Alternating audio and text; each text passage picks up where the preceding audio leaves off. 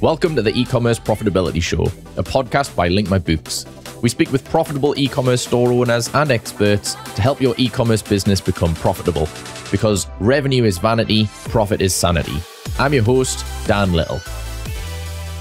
Joining us today is Gary Redmond, a content creator and marketing manager passionate about helping subscription businesses thrive. Gary is the co-founder of BusterBox, a seven-figure dog subscription box startup that helps dog lovers save time and delight their dogs by delivering fun toys and healthy, all-natural treats to their door.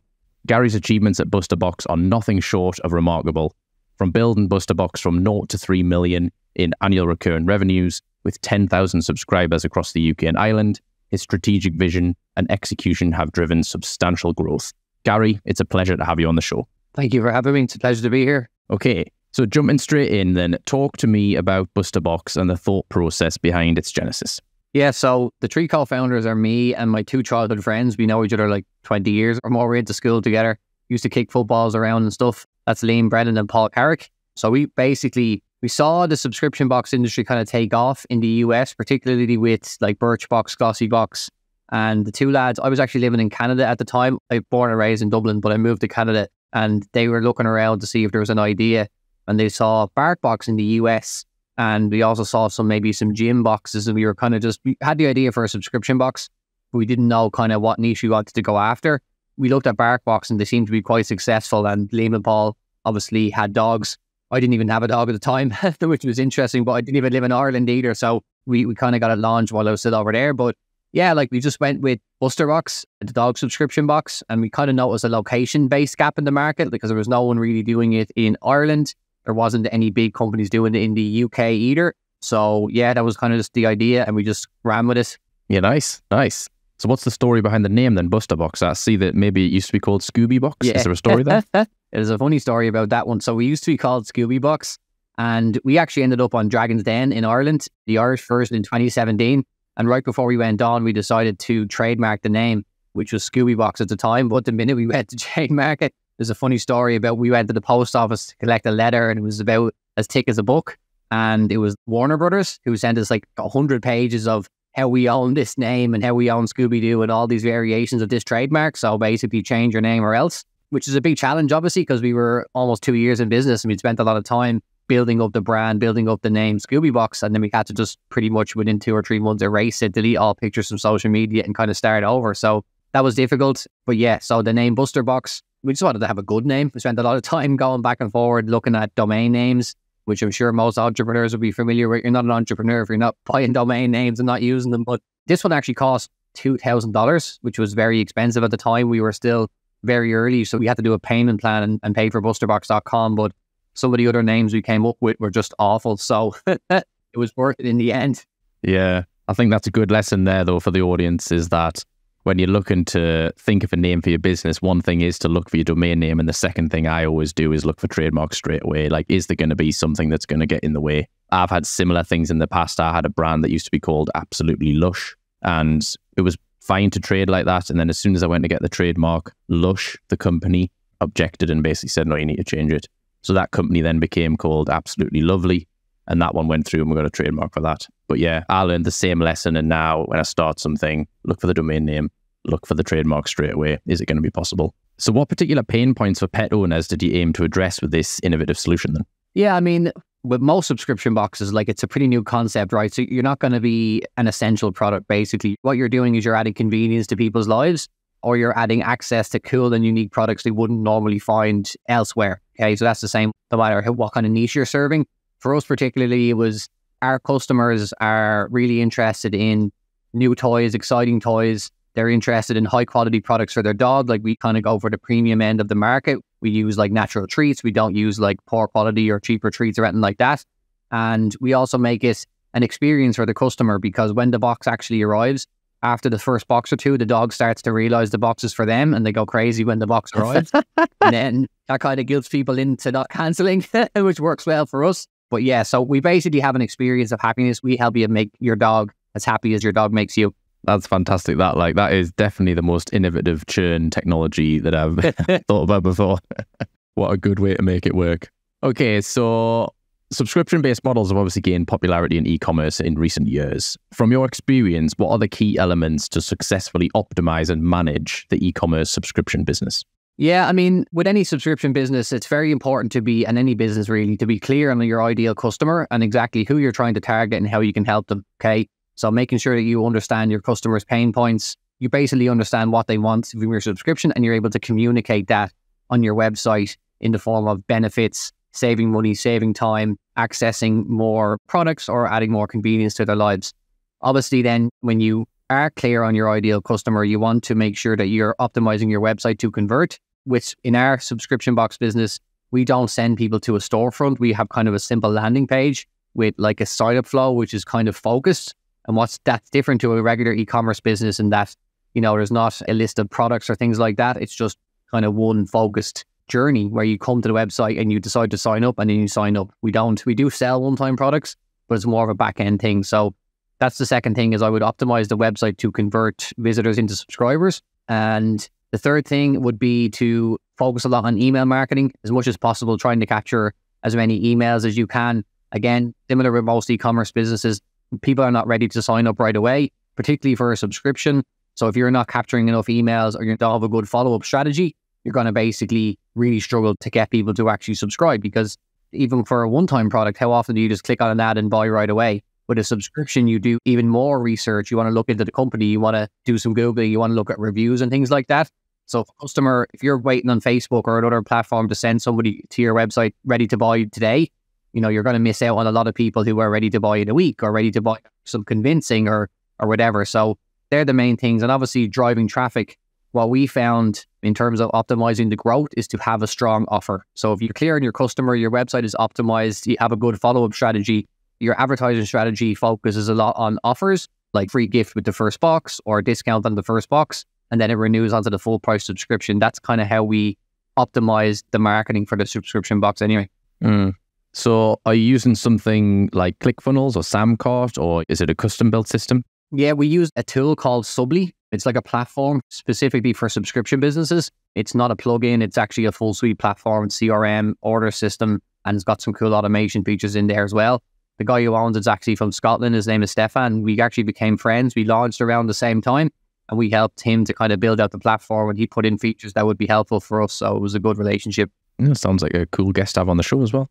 Okay, so obviously the main thing for you, I guess, then is going to be customer acquisition. It's going to be trying to get people into the door and get them onto that subscription. Sort of just to take a sidestep here, on average, how long do your customers stay a subscriber? Yeah, we get customers to stay around a year. Sometimes it's more, sometimes it's less. It can vary based on the offer. Like if you go more aggressive with your front end offer, for example, like free box, just pay shipping, you're going to have more people. There are some good customers in there, but you're going to get some more people who will take advantage of your offer and not continue the subscription. So it's about having a balance. You're trying to balance your offer. Obviously, the better the offer, the lower the CAC on the front end, customer acquisition cost. But, you can get customers who are a little bit less sticky.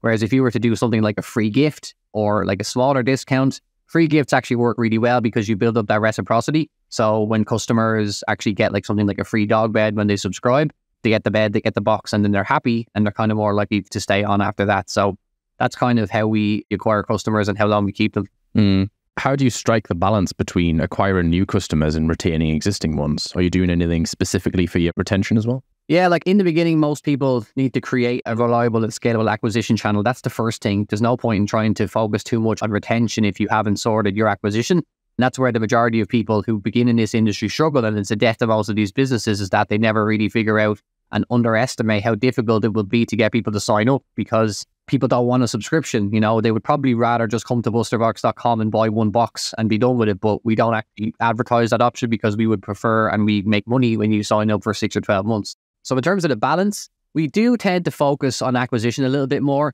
because your churn is kind of unavoidable in a way, but that doesn't mean we do nothing about churn. What we do is I focus mainly on email marketing in BusterBox and a lot of the back end kind of things in terms of our automations, which would be acquisition automations, retention, and also upselling, like driving more products out of the pipeline. So what we do is we would survey customers when they go to cancel and we ask them for their feedback about what's the reasons they're looking to cancel. And then we would just basically number one, try and fix it for that customer and get them to stay. What we also do is compile the reasons why they're cancelling and as a business, figure out how we can actually mitigate these things.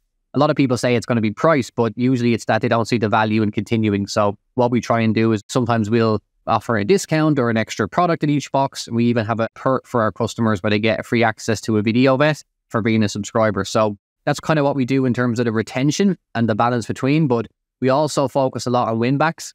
When customers are cancelled, we kind of send them back into a win-back sequence and try and win them back. We might give them a really aggressive offer to bring them back because it's always cheaper to reactivate an old customer than to go and find a new one, particularly if you know they've been a good customer. So like I've created a specific automation that fires when a customer cancels, only if they've been with us over a certain number of months, we'll actually reach out to them.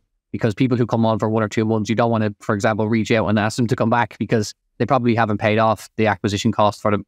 Yeah, no, I totally understand. I think it's a very smart approach to re-engage your old cancelled customers as well. I think that obviously focusing on new customer acquisition is a really smart strategy initially, but I also think that focusing on retention and making sure that as you are, working out what are the reasons why people are leaving. And I think just to touch base on that pricing one, it's very similar with Link My Books as well. A lot of people who are going to cancel, one of the reasons they'll give is price.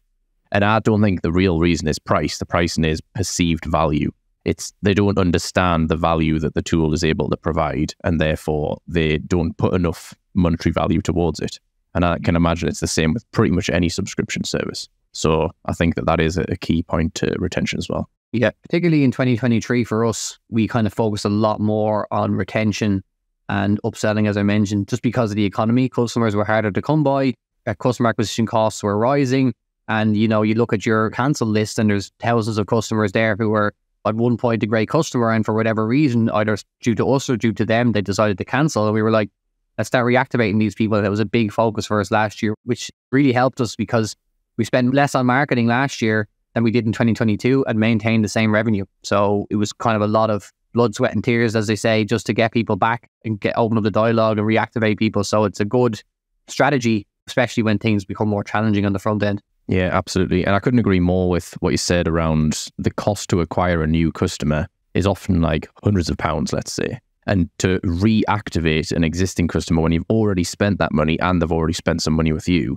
it's like, why are people not thinking in that mindset that, okay, if I'm willing to spend £200 to acquire a new customer, why am I not willing to spend £200 to reactivate an existing customer who's already used the product? So I think it's a mindset change, isn't it? Yeah, I mean, just one more thing on that. You might spend £200 to acquire a customer, but you've no idea how long that customer will stay. So it's kind of a crapshoot where, even though your front end customer acquisition cost is 200, but X percent of those maybe never make it over month 2. By going to reactivating customers, you can probably find someone who was there for 6 months or 8 months, and you kind of already know that they're already a stickier customer. And in that case, you can kind of even bring back some better customers. You don't really know who you're bringing in.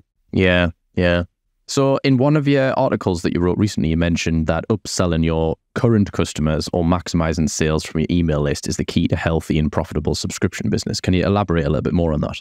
Yeah, I mean, again, in response to 2023, we really looked at how can we drive more revenue and drive more value down the pipeline to our customers.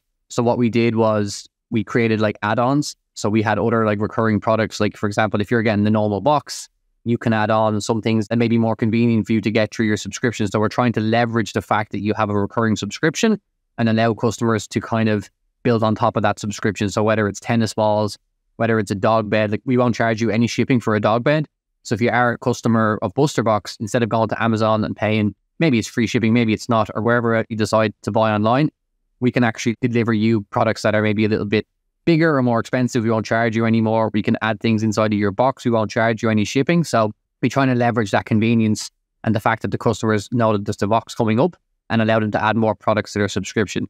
In terms of notifying them, it's mostly email, SMS. We have some automations. I created some automations that fire when the box is shipped or when the order is created that reminds them to go on and choose their add-ons for this month. So it's trying to make it as easy as possible, as convenient as possible for the customer, and also making sure just to kind of remember to actually notify them as much as possible. Yeah. Have you ever thought about adding in like general dog food as well? I'm just thinking out loud here that like we have a couple of dogs and I would like nothing more than for it just to be delivered on the regular. Yeah, it's a very good question. What we found is through a lot of research and surveys that people are so fragmented. Like we did a survey, like what kind of brand dog food are you using? We listed like 8 or 10 of the biggest brands and we had an other. and like 80% of the answers were other. So people just find their own dog food through whoever it is, a vet or a local pet shop or whatever.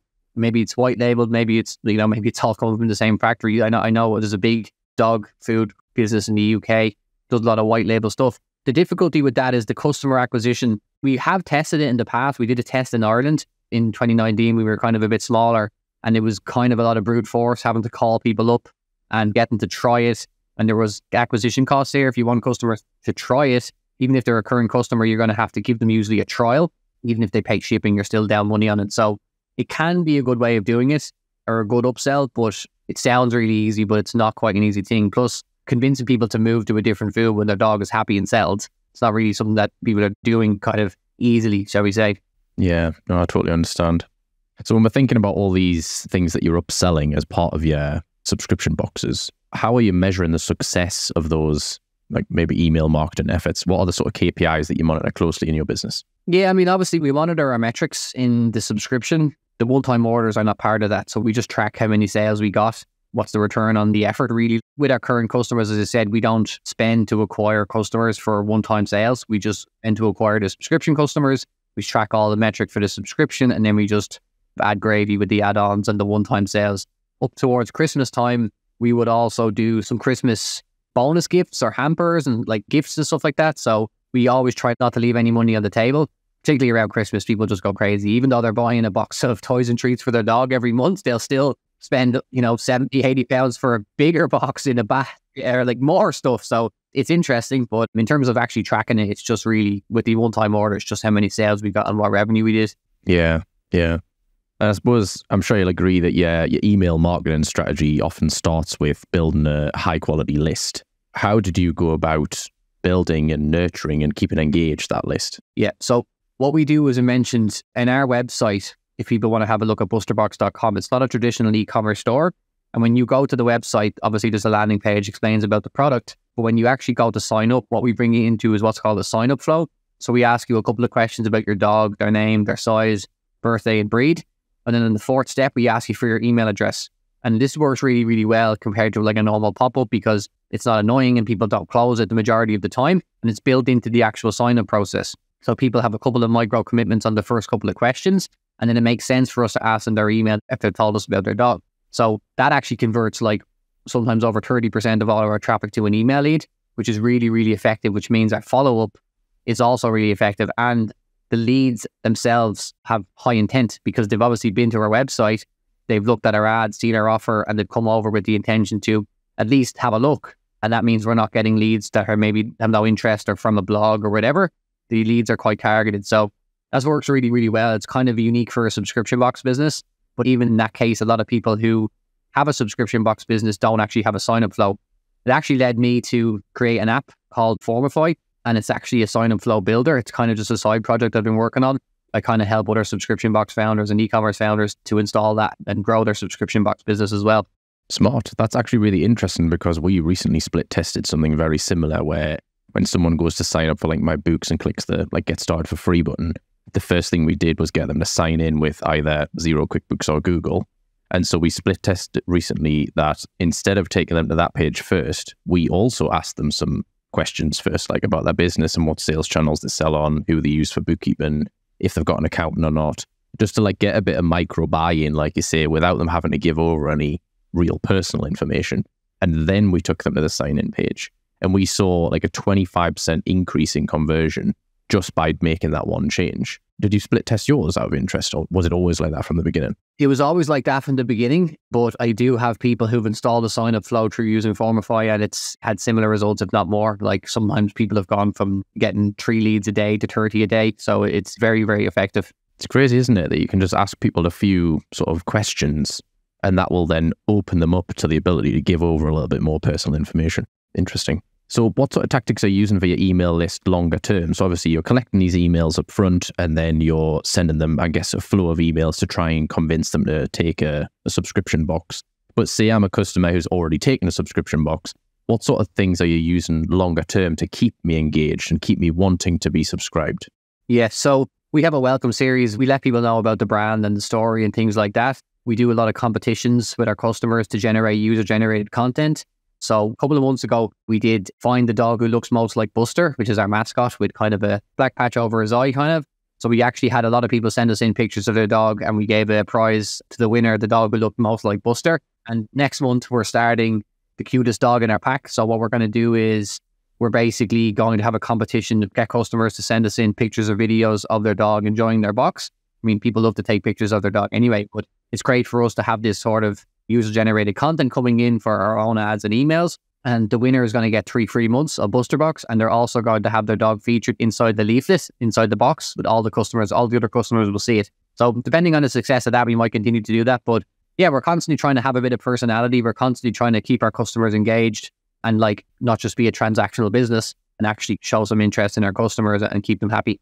Nice. That is some pretty cool ideas for competitions there. I think you're definitely in a good niche with having dogs, because people do love their dogs, don't they? They love taking pictures of their dogs. Okay, so sticking with email marketing then, obviously you're saying that this is the main driver of your subscriptions that you really focus on. What are some of the challenges that e-commerce businesses face with email marketing that you've seen, that maybe you've personally felt, and how can they overcome these challenges? A lot of people are underutilizing email marketing. It really doesn't get enough love. It's a free, scalable, and easy channel to actually get consistent acquisition of customers. But so many people that I know, like in the subscription box niche, sometimes even in e-commerce, are really clueless when it comes to email. It's something they kind of try and avoid because it can be overwhelming in the beginning. It did take me a long time to figure out sort of automation and email design, copywriting, everything about it. I guess challenges, a lot of people have a very small email list. Kind of a simple way to solve that I teach people is to obviously install a sign-up flow.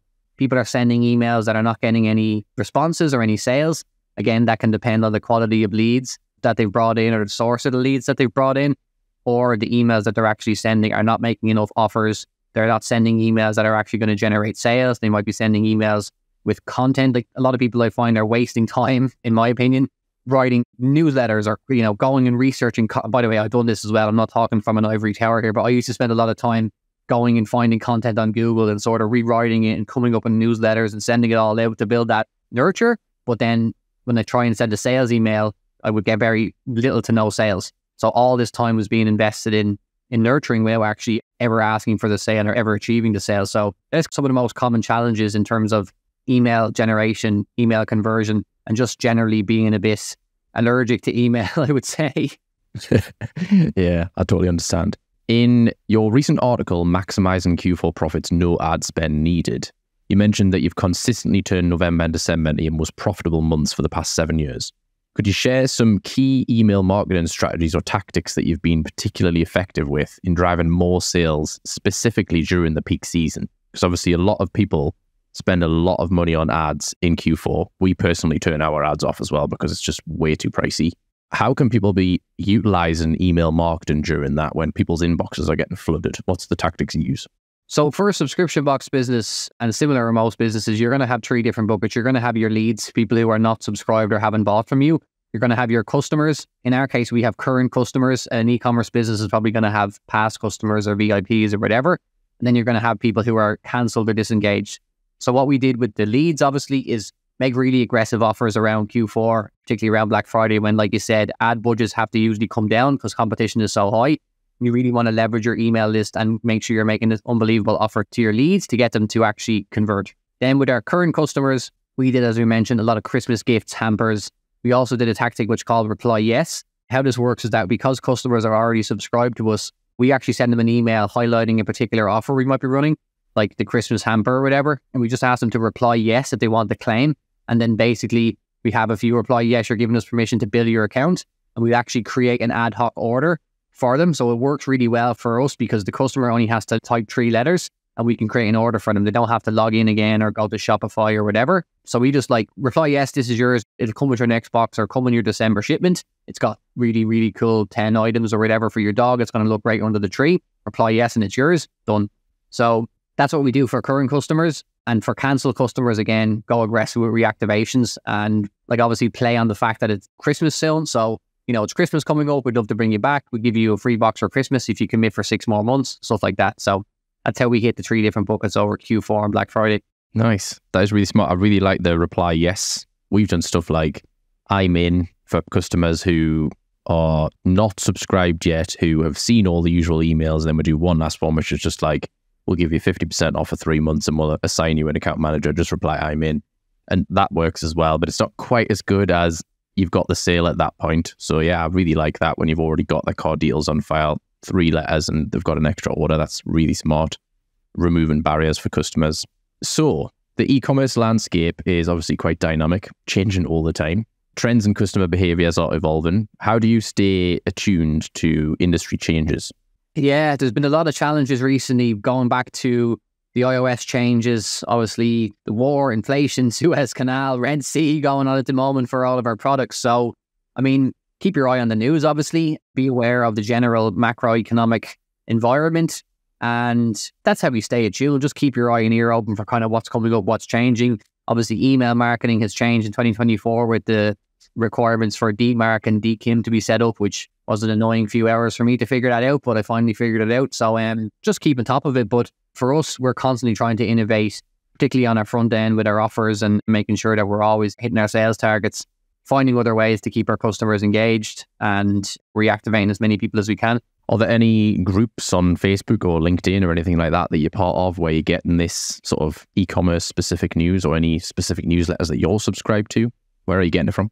Not e-commerce specific, really. I can't really think of anything off the top of my head. I do have my own Facebook group for other subscription box founders, which is Subscription Box Email Marketing. But we obviously follow LinkedIn, follow the news, and just, keep on top of industry trends.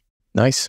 So what advice would you give to someone who is just starting out in the subscription box e-commerce space? Make sure you get clear on exactly who you're trying to target and how your products are going to help them. And make sure that's clear when they go to your website. And optimizing your website to convert is the number one thing that's going to decide how many customers you'll sign up. But it's also the number one mistake that I see in the industry is people kind of throw their website together in the beginning and then move on to the sexy stuff like ads and, marketing and posting on social media. But then they end up posting on social media and trying to drive traffic to that website for 2 years. And what the problem is, they think the problem is traffic, but in fact, the people who are going to their website, because it's not optimized to convert, it's not converting people into customers. So that would be the first thing I would do, is get clear on exactly who you help and make sure that that's clear on your website. And also that comes into your sales copy, that comes into you understanding what your customers want, and it also comes into your imagery. So a lot of people in the beginning, particularly if you're starting with no budget or low budget, again, this is a mistake I made, is, you get some photos and you call them good enough. But we have to remember, when people come to your website, that's your storefront. You wouldn't have a dirty window if you owned a shop in a high street, okay? So you need to make sure that your products actually look in the best possible light. Obviously not false advertising, but make sure your boxes look full, your products look brightly colored or exciting or whatever you're going after. On BusterBox.com, obviously the website is fun, it's vibrant. There's pink and there's blue and there's cool toys and things like that. It looks cool and it screams like this is going to make my dog happy. So you don't have to go crazy with copy, but your imagery should basically tell the story that you want your box to sell to your customer. So do you do lifestyle images with dogs as well, I guess? Yeah, we have a dog in our header image. We do have reviews with customers' dogs in the reviews. We actually had to change it recently, but we're going to put them back. But yeah, we try and get as many happy dogs onto the website as possible so people can picture their own dog having fun with BusterBox. Yeah. And so when you're talking about the customer personas, I couldn't agree more that you need to know who you're selling to and then be able to position the website to sell specifically to those people. Talk to one person, not to everyone. What sort of things are you doing when you're building your customer personas? What sort of information are you trying to think about? So people only buy things to make money, save time, avoid effort or escape pain. So what are the reasons someone would sign up to your box? Okay. I work with somebody who has a box for mental health. Okay. So, it's very easy to talk about features rather than benefits. Okay. We give you a checklist to keep yourself in check of your negative thoughts. We give you books and we give you all these trinkets, right? But when you go to their website, it just lists all the features. So when I'm saying, well, why would someone sign up to your subscription box? When I'm coaching somebody, I would always ask them this question. And 100% of the time, the founder can tell me great reasons why this box is good. And then we go, okay, that sounds really good. Now, where does it say that on your website? Usually it's silence. So for that particular example, what does that person who visits your website, are they feeling scatterbrained? Are they feeling anxious? Are they feeling depressed? Not themselves. And then how does your features actually fix that problem? Or how does that feature translate into a benefit? Okay, so we're going to give you a journal so you can journal your thoughts. So you can recognize when negative thoughts are coming into your mind, and we'll give you the strategies to move away from that and get you back to a serene, calm mind. You see how that taking, a checklist which is a feature, into something that, oh, that actually solves a problem that my customer is probably having. Again, so you want to make a list of the reasons why someone would sign up, and then make sure you're connecting that to the features of your product and making sure that's also on your website. Yeah, couldn't agree more. Cool. Right, okay. Last couple of questions. A little bit off tangent here. So who in the world of e-commerce would you most like to take to lunch? E-commerce. I like Ezra Firestone. He's pretty big. Or not even necessarily just in e-commerce, like Lord Alan Sugar, or someone like who you have thought of as almost like a hero figure for building businesses. Anyone like that? Yeah, I like Russell Brunson. He's got some really good books in terms of the funnel aspect of things and email marketing and things like that. Yeah, Ezra Firestone, Russell Brunson would be people I'd like to meet. I follow a lot of marketing people online as well. So yeah. What would be your burning question for them then? How to generate as many leads as possible, how to basically convert, how to scale the business, and what kind of challenges they had going from a few million, 3 million where we are to 10, 20, 50, 100. Yeah, I guess everybody, you just want to know how they got to the stage pass where you are, I guess. Yeah, I think that is a key point though, because there is a lot of content out there, free content on YouTube and stuff like that does talk about how to start a business, how to grow a business. But I think once you get to the level that you're at the 3 million annual recurring revenues, it's that next step, isn't it? It's taking it from a sizable business into a really large business, into like 10 million, 100 million sort of type business. And there's not as much free content around that. So I agree that those people have obviously been there, done that, got the t-shirt, and who better to learn from and ask those questions? I wonder what they would say. It's funny because when you first start your business, you're actually usually bad at running a business. You might be good at generating customers. And for us anyway, in our case, like we spent 5 or 6 years kind of growing it quite well and being good at the business. But really in the last year or two, we had to spend a lot more time on the boring stuff, which, you know, again, accounts come into that, and dealing with your accountant and getting processes in place and making sure that your management accounts are all correct and everything like that. Like, so I would call that like the kind of business side of the business, whereas before you're kind of a creator, you're kind of an entrepreneur, you're coming up with ideas, you're focusing totally on marketing, and all that in our case was totally left in the background. But it does come back to kind of bite you if you leave it too long. We had a couple of people approach us about possibly acquiring us in 2023, and we had a lot of time to actually dedicate to get all that sort of accounts and due diligence and all that stuff ready, and it really helped us to clean up our business. But yeah, we were kind of neglecting it a little bit before, but going from where we are now to the next level is probably going to be even more sort of boring business, as I said, processes, hiring, staffing, and all that sort of stuff. So yeah, you learn as you go. And yeah, it's been a really good learning for me, because even to kind of structure the business a lot more in the last sort of year or two has been something that I didn't know about. I didn't know how to do before, and I learned through experience. So yeah. And I think it's interesting you touched on accounting, and I agree it is often a boring topic. We struggle with some of our making it sexy type of marketing. But I think you've touched on a key point that unless you really know your business finances inside out, it is often something that people leave as the last job on the list. It is like, oh, I've got to do the bookkeeping this week sort of thing. But really, it should be something that you're genuinely excited to know how your business is doing, because all of your decisions should factor in how you're doing financially. And I think that's what we like to pitch at Link My Books. I'm not going to go on a big spiel here, but I think that we like to think that we help businesses to better understand their finances so that they can make better decisions about growth. So they know where their profitability is coming from. They know which of their channels are costing them the most, which channels are producing the best results. So I think that it is key, especially in your position when you're starting to get from that like large business into mega business. You're going to need to focus on your finances a bit more. It's very, very important. It's very, very important. And it's only when you realize how kind of maybe poorly you've been managing it, and how important it is when someone perhaps comes to maybe acquire your business and give you a life-changing amount of money, and you obviously jump at the chance and you're trying to get everything ready. It's kind of when you realize how important these things are. So the earlier you get started with it and kind of get a process in place, the better. Yeah. As you said, it's not a fun activity in the beginning. You want to just acquire new customers. You want to make websites. You want to do landing pages. You want to make some cool emails, take nice pictures. But I think just spending a little bit of time each month to understand your finances and see which direction you're going in is going to help you to scale quicker, I think. So last question, what one thing can e-commerce professionals do right now to boost their profitability? Focus on email marketing. Again, it's the free channel that you're probably neglecting, or at least could get more out of it. And also launch a subscription if it's something you've been thinking about. It's definitely been our ticket to success with this model, with the e-commerce model anyway. So yeah, obviously the recurring revenue aspect is great. You do need to factor in obviously your metrics and your churn and stuff like that. But being able to deliver products every month to your customers and give a great unboxing experience and drive that user-generated content is a really, really interesting benefit of the subscription model. Nice. Good answer. So I'm going to throw in one more question just because I'm allowed. Earlier on, you mentioned that when you started BusterBox, that one of the companies that you modeled this on or sort of saw was BarkBox. What do they do in annual revenues, do you know? I don't know. I think they reached 3 million subscribers at one point around the pandemic. I think it might be $500 million a year. I think it might be $500 million a year company at the moment. I'd have to double check their last earnings report, which we obviously keep our eye on as well. But yeah, I think it's in the hundreds of millions anyway. Wow. Is that the goal for you, to think?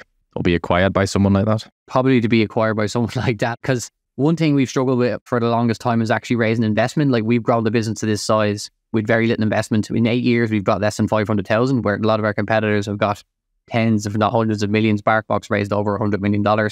Even competitors around our size have all raised over £1.5 million. So we've managed, through a lot of managing of resources and a small enough team, to kind of grow bigger than even any of our competitors at the moment with the least amount of money. So probably to go to that next level, it probably will be partnering up with a larger company. So what are they using that money for? I'm asking another question now. What are they using that money for, these people who are getting...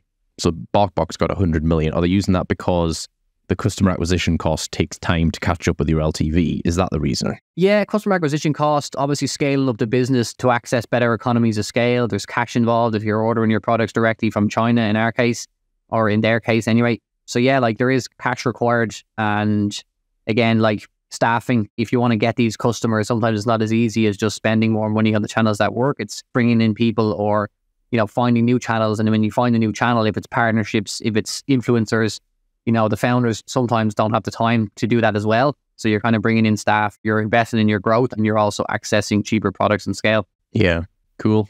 Right, okay. Well, that was officially my last question. So thank you very much for your time today, Gary. It's been a very interesting episode. I'm sure that the audience will really enjoy this one. How would people get in touch with you if they've got more questions about specifically becoming a customer at BusterBox, or in terms of learning more about your email marketing and your plugin that you've made? Yeah, so they can go to garyredmond.com/subscribers, and they'll be able to get a bundle of stuff I've got to help people launch subscription boxes. You can follow me on Instagram at @theGaryRedmond, and Formify is at getformify.com. So yeah, that's pretty much how they can get in touch with me, or follow me on Facebook. If you just Google Gary Redmond subscription box, you'll find me as well. Nice. Right, okay. Thank you very much for your time today, Gary. Have a good one. You're welcome. You too.